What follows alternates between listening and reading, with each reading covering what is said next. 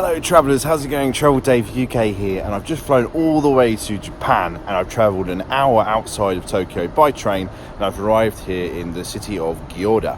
So Gyoda is a tiny prefecture, but there's lots to see and do here, so that's what's brought me to the outskirts of Tokyo, to this new area I haven't been to. So what are we waiting for?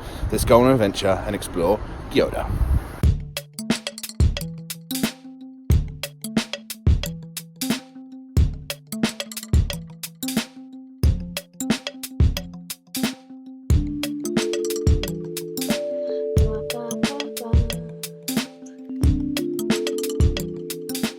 Now we're heading to the top of this tower. This tower here is just so you can see all of the rice fields from above. Beautiful rice art apparently, so let's go up to the top and see what we can find.